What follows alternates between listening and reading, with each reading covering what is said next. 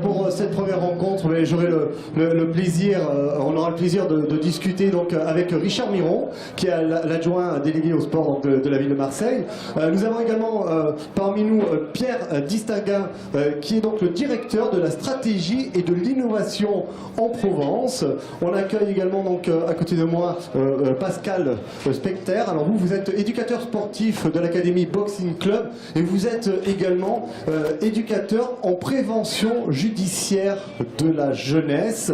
Et puis je salue de l'autre côté Jean-Louis Distanti. Vous êtes le président du Burel FC. Alors nous sommes réunis cette année pour parler de cet événement, Marseille, capitale européenne du sport en 2017. Encore une communion entre nous, entre les Marseillais. On va surfer sur le succès de Marseille, capitale européenne de la culture, avec donc cette compétition, puisque nous sommes en finale avec la ville de Sofia. Et je vais justement m'adresser à Richard Miron pour qu'il nous explique un petit peu, non pas ce label, mais ce titre de Marseille, capitale européenne du sport en 2017. Merci, bonjour à chacun. J'ai vu le futur plus jeune sportif qui est là. Voilà, il a 15 jours. Hein. Bravo la maman, on peut applaudir la maman. Ah oui. Faut rendre à César ce qui appartient à César. Ce titre, si on est allé le chercher, c'est parce qu'un jour il y a quelqu'un qui est venu m'expliquer que c'était bien, que c'était important pour Marseille, et il m'a dit qu'est-ce que tu en penses. Et ce monsieur c'est lui. Voilà, c'est Pierre Distinguin, je voudrais qu'on l'applaudisse. Parce qu'aujourd'hui, c'est moi et d'autres élus, et l'ensemble des élus de la ville de Marseille autour du maire Jean-Claude Gaudin qui portons cette candidature. Mais au départ, écoutez, il y a quelqu'un qui un jour m'a dit tiens, il y a eu cette idée, et puis allez, en avant. Alors, pourquoi un titre et pas un label? D'abord parce qu'on est en compétition, alors qu'un label, il suffit, j'ai envie de dire, même si c'est compliqué, de rentrer dans des critères. Et nous, on est en finale avec Sofia, comme vous l'avez dit. Qu'est-ce que c'est que ce label capitale, ce titre capitale européenne du sport?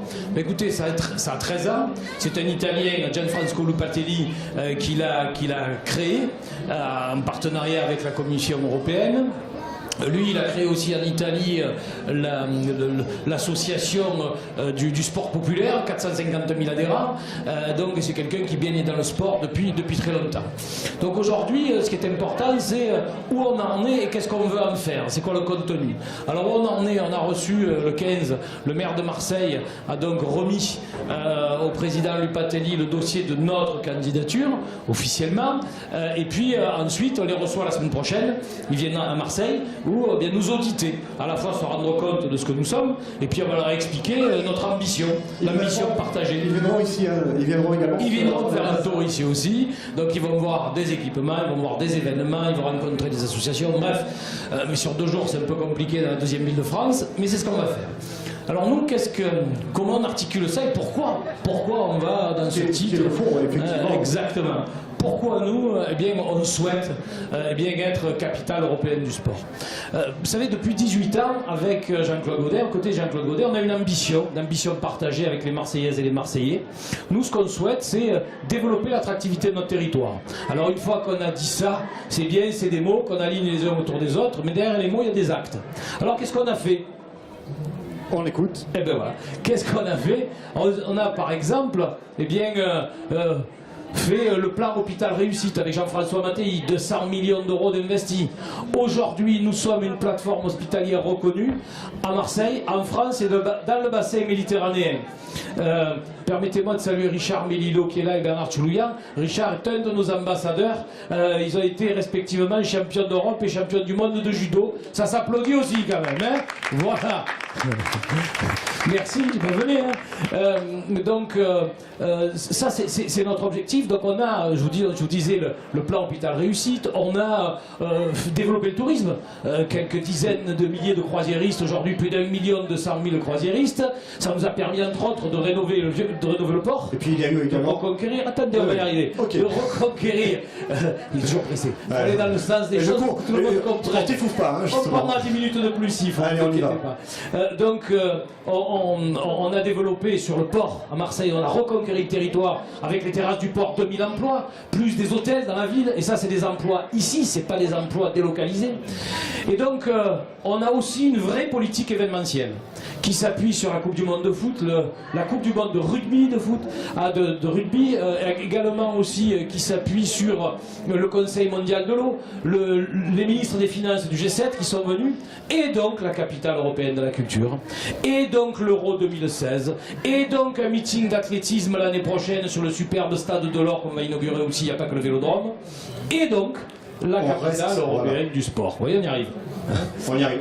On reste effectivement dans cette vague, de réussite qui fait que Marseille est maintenant une des villes presque les plus appréciées en Europe et presque les plus appréciées au monde. L'idée, c'est justement de s'appuyer, comme on s'est appuyé sur la culture, de s'appuyer sur le sport, où on a 3 objectifs.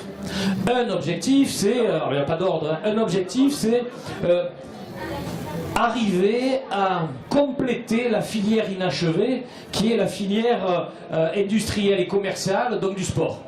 C'est quoi? C'est des emplois, c'est des entreprises, c'est de la recherche, c'est des professeurs, c'est des enseignants, c'est des animateurs. Je salue les représentants du district, hein, je salue l'ensemble des clubs aussi qui sont là.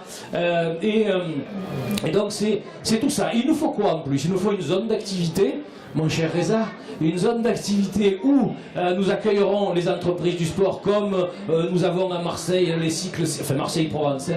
Nous avons Gymnova, nous avons les cycles CKT, nous avons Beuchat qui sont des emplois ici, encore une fois pas délocalisés, sont bien chez nous, ou les casques Sharp. Et nous avons aussi besoin d'avoir une filière de formation en direction commerciale et technique, en direction des jeunes. J'ai souvent la coutume de dire à bac moins beaucoup jusqu'à bac plus 3, parce que c'est ceux-là qui ont besoin d'emploi. À côté de ça, deuxième volet, la cohésion sociale. Il y a mon ami Ousmane Diakité qui est là, qui organise depuis longtemps des tournois de basket. Moi je ne le connaissais pas il y a 2 ans, on s'est rencontrés, je suis allé voir ce qu'il fait. Il fait du basket 3-3 dans la rue, et donc on a organisé comme ça, avec lui, avec son savoir-faire, avec toute son équipe, on a organisé un tournoi dans toute la ville et une grande finale au stade d'été. Ça c'est la cohésion sociale. Depuis 2600 ans dans cette ville, nous brassons de la population. On est tous ici, issus de quelque part. Eh bien, ce quelque part, on le mélange. Et la culture a été un des vecteurs importants de cohésion sociale. Le sport doit en être un autre. Et puis le troisième, mais on y reviendra avec Pierre Distanti, hein, on y reviendra avec Jean-Louis Distanti, pardon, qui est le président du FC Burel, c'est la rénovation de nos équipements sportifs. On va intensifier la rénovation de l'ensemble de nos équipements sportifs. Voilà, mais j'ai été trop long, il faut... Non, pas du tout, parce que moi je voulais rebondir justement avant de passer la parole à Pierre Distinguer. Je voulais rebondir parce que pour que les gens savent, hein, pour que l'assistance savent, on est en finale face à la ville de Sofia. Qu'est-ce qui va faire que Marseille va remporter justement ce titre de capitale européenne du sport en 2017 face à Sofia? 3 choses. D'abord, en premier et avant tout, j'ai envie de dire, parce qu'on le vaut bien, parce qu'on le veut, parce qu'on est enthousiaste, parce qu'on a les crocs, parce qu'on va y arriver. Tous ensemble. Mais bien sûr, tous ensemble. C'est le principe des Marseillais. Deuxièmement, parce qu'on a des atouts indéniables.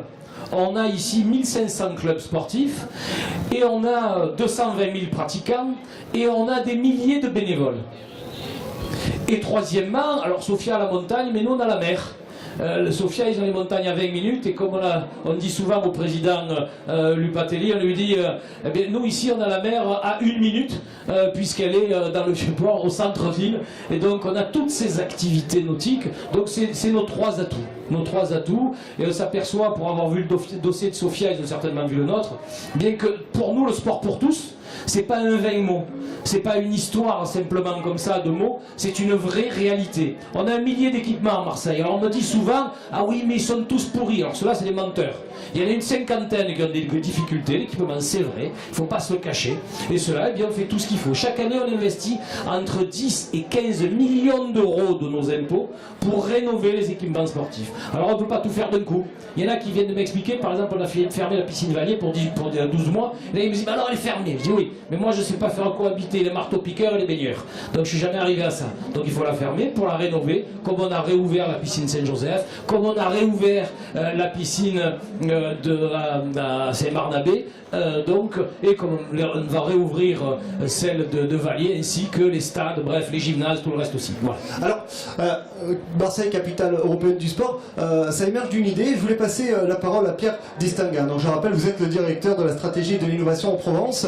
Et vous m'avez raconté, j'aimerais que vous la racontiez au public, pardon, comment vous est venue l'idée de proposer donc à Marseille, non pas ce label, mais ce titre de capitale européenne du sport. C'est parti d'un hasard. En fait, dans la vie, il y a beaucoup de hasards, mais il faut que les hasards soient pris au bon et soient transformés. Donc déjà, il y a eu une passe, mais ce que je peux dire, c'est que la passe est en voie d'être transformée ou par un coup de tête ou par un coup de pied. Et la ville de Marseille est en train de le réaliser merveilleusement, pour prendre une métaphore footballistique. Effectivement, il y a 2 ans, j'ai ma femme qui est là, d'ailleurs, qui peut témoigner. Elle était sur le pont du Bosphore à Istanbul, quand on est tombé nez à nez avec un panneau d'ECO, Istanbul, capitale européenne du sport 2012. C'est pas rien, Istanbul, capitale européenne du sport, qui avait été capitale européenne de la culture. Donc on s'est dit, bon sang, Marseille, capitale européenne du sport. D'ailleurs, ce qui est très intéressant quand on parle de capitale, on se rend compte que Sofia est la capitale de la Bulgarie, Marseille n'est pas la capitale de la France et pourtant devient capitale des cultures et des sports. Et d'ailleurs, pour la petite histoire, toutes les capitales, la plupart des capitales européennes de la culture candidatent pour la capitale européenne du sport. Donc, ce qui veut dire que c'est un gros challenge avec de grosses cylindres derrière.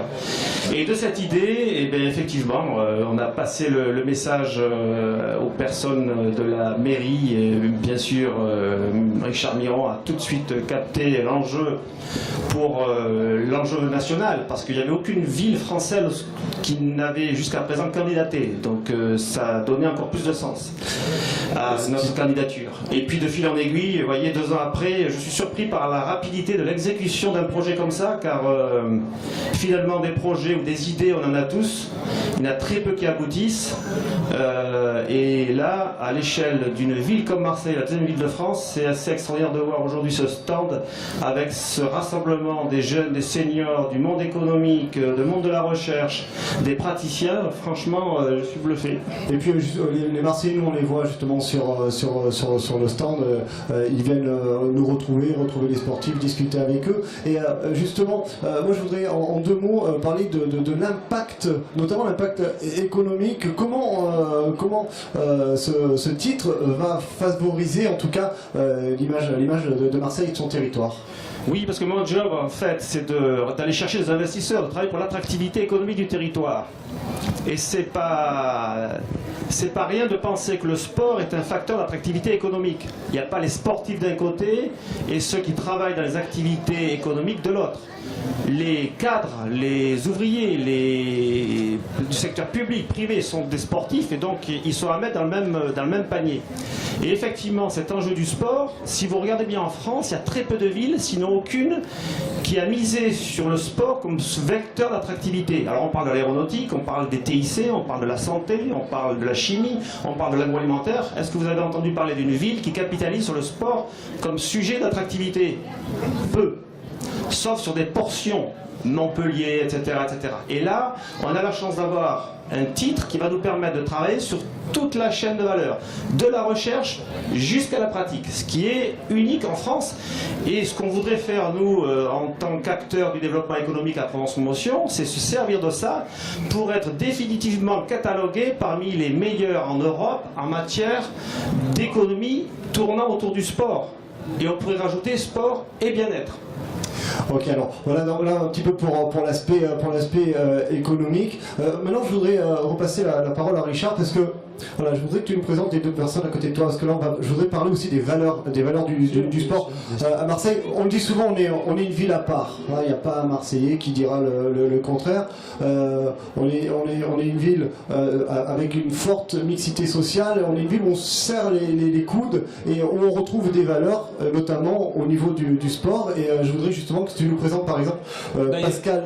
Les 2 personnes qui sont là à côté de moi ont autant de capacité l'une que l'autre à parler de ce qu'est le lien lien social dans le sport. Le docteur Olivieri qui pourra me parler aussi, par exemple. Puis il y en a d'autres ici, Jean-Pierre Givonne, bref, qui était secrétaire général de la SPTT pendant longtemps, des présidents de clubs de vélo, de CIQ aussi qui sont là, les présidents, le président de CIQ La Rose. Donc Pascal Speter. Pascal, lui, il est à la fois animateur d'un club de boxe, président, animateur, parce qu'il mouille le maillot. Hier, on a eu du kickboxing. Voilà. Il est sur le ring avec les jeunes, avec les enfants, avec les gamins, et croyez-moi, il les entraîne vraiment. Il a monté une fédération dont il est président aussi, et puis il est éducateur à la protection judiciaire de la jeunesse. Donc là aussi, c'est pas facile, et le sport est un des moyens d'intégration. Il peut peut-être développer, après on verra avec Jean-Louis Distanti aussi un autre volet. Voilà, justement, puis Pascal, le sport a un moyen également de canaliser ses énergies. Alors pour moi, le sport, il y a plusieurs définitions dans le sport. Il y a le sport pour tous, évidemment, tout le monde a besoin de faire du sport et se dépenser. Et après, il y a aussi le sport de haut niveau, en l'occurrence Eptisen Atou qui est chez nous, qui est au club, à 17 ans. Elle habite le quartier nord et elle est 7 fois championne de France, 2 fois championne du monde. Voilà, c'est quand même pas mal. Petit bout, il vaut mieux lui faire des bises que l'embêter. C'est quand même pas mal. Et parce qu'on parle du sport, sur Marseille, on voit surtout la vitrine, l'OM ou d'autres choses, mais il y a plein de choses qui se font. Marseille est quand même... On a plus de 1000 associations sportives. Et des grands champions. On a des champions dans toutes les disciplines à Marseille. C'est ça la différence, on a des champions dans toutes les disciplines. Après, moi, côté professionnel, pour moi, le sport est un système de prévention et de réinsertion. C'est-à-dire que le sport, ça peut amener des choses. Moi, le sport, ça m'a aidé. Ça m'a permis aujourd'hui d'être éducateur à la PJJ. Je travaille dans un centre éducatif fermé qui est assez compliqué. Mais ça m'a permis aujourd'hui d'être le bonhomme que je suis et amener des valeurs. Le sport a des valeurs et des règles. Alors, automatiquement, c'est un peu compliqué avec certains mélos, mais on avance. Et on y croit.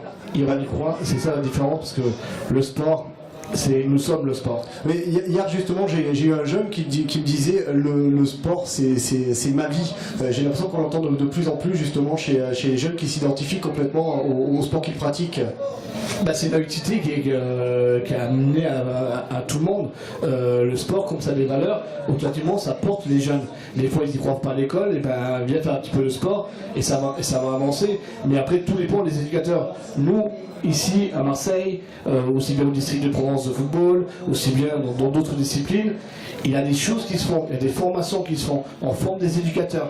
Et les éducateurs sont formés, ils sont bien formés aujourd'hui, et ça avance. Parce que tout passe aussi par la formation et la compréhension des choses pour faire avancer le jeune dans une discipline et automatiquement le rassurer par le sport. Et ça qui est important.